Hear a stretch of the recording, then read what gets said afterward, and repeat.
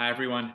We are coming up on a year since the WHO declared COVID-19 a pandemic, a year since we've been working from home with our office closed. And this week, the team and I have been revisiting some of the predictions that we made last March around how this pandemic might affect housing and rental markets. And now that we have a year of data to look back on, I wanted to give a status update and share where some of those predictions really stand. So excited to dive in. The general summary is that I think we had a decent sense of what some of the key forces were going to be, though in full transparency, I think thought that this would all last a couple of months. So it has been a far deeper and more dramatic shift in our lifestyles and the markets than we ever anticipated. But nevertheless, let's dive in on some of those predictions. Number one, housing mobility will be very low in the short run and then spike in the medium run. That's essentially what we saw. In March, April of 2020, the housing market pretty much came to a standstill with online search volumes across the industry dropping by nearly 40%. But then by the time the summer months came around, as everyone's lives had changed with this pandemic, many people found themselves with the opportunity or necessity to find new housing. And actually by July 2020, we saw some of the highest volumes of search traffic just on Google throughout the whole industry that we'd seen in the past 10 years. So a real musical chairs in the housing market began.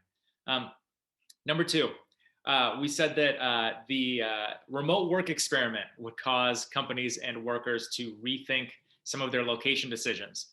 Since then, many companies, including ours, have promoted policies that have encouraged or allowed for more remote work. And survey after survey really says, as the data comes in, that employees value the flexibility that work from home allows. So I think many of them are excited about this, but somewhat waiting for their employers to make up their minds, as many employers have not yet.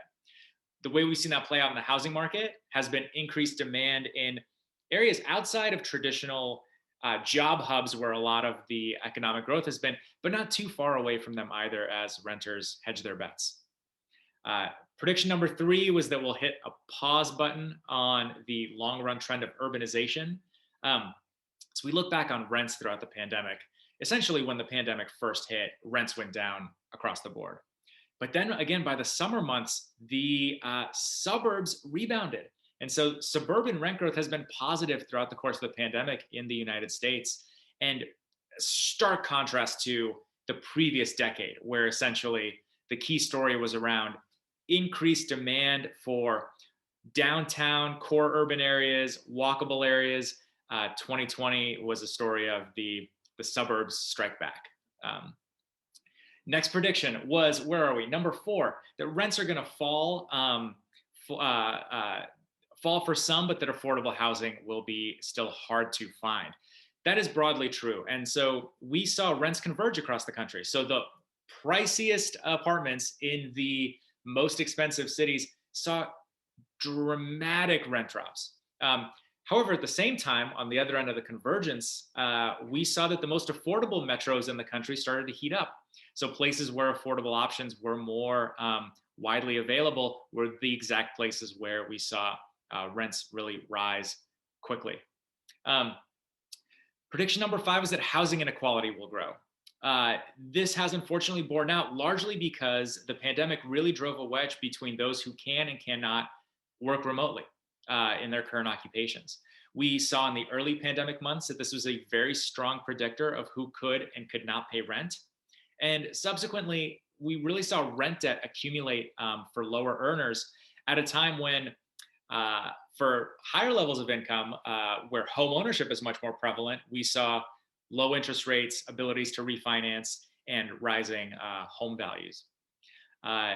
Prediction number six was that home ownership would have to wait for many younger renters.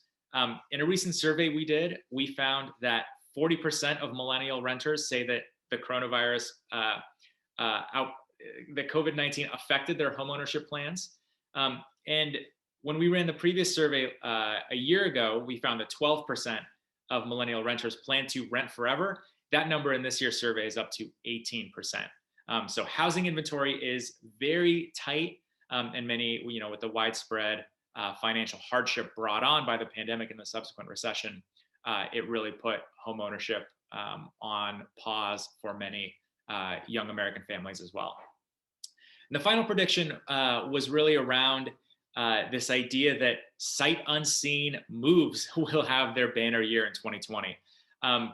It's hard to put a number on exactly how widespread sight unseen moves were, but what we do know is that the pandemic really accelerated the creation and the utilization of technology all across real estate.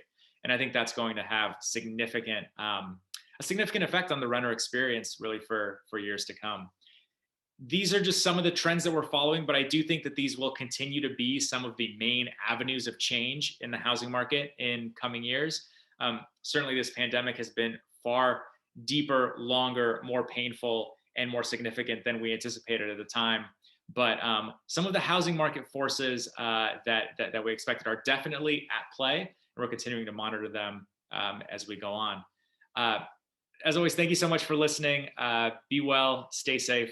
Have a wonderful day, and please always reach out to us at Apartment List with any questions about any of this research. We always love to dig into this. Thank you so much.